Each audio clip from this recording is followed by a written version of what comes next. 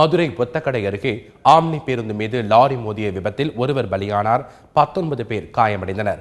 கோவில்பட்டியில் இருந்து சென்னை நோக்கி சென்ற ஆம்னி பேருந்தும் நெல் மூட்டைகளை ஏற்றி வந்த ஒரு லாரியும் ஒத்தக்கடை அருகே மோதி விபத்திற்குள்ளானது. இதில் லாரி கிளீனர் சம்பவ இடத்திலேயே பலியானார். லாரி ஓட்டுநருக்கு கால் முறிவு ஏற்பட்டது. பேருந்து கவிழ்ந்ததில் அதிலிருந்த ஓட்டுநர், நடத்துனர் உள்பட 19 பேர் காயமடைந்தனர். அரசு மற்றும் தனியார் மருத்துவமனைகளில் அனுமதிக்கப்பட்டுள்ள அவர்களை மதுரை மாவட்ட ஆட்சியர் வீரராகவராவ் நேரில் சந்தித்து ஆறுதல் கூறினார். ஆக்சிடென்ட் நடந்த உடனே நம்மளுடைய துறை police department and ambulances, revenue department officers எல்லாம் உடனடியாக அட்டென்ட் பண்ணியிருக்கிறோம்.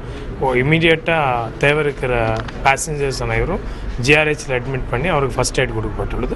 எல்லாம் ஸ்டேபிளாக இருக்கிறார்கள். இந்த நம்ம ஜிஆர்ஹெச்சில் அட்மிட் ஆகிருக்கிற 2 பேர் ப்ளஸ் தனியார் மருத்துவமனையில் இருக்கிறவர் ஸ்டேபிளாக இருக்கிறார்கள்.